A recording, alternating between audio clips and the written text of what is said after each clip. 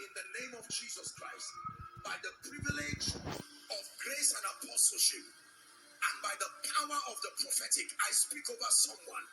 May that grace that makes rich, may that grace that can empower a man, rolling away financial shame from lives and families, receive that grace right now. Receive that grace right now. Upon the works of your hands, receive it. Upon your mind, receive it. In the name of Jesus Christ.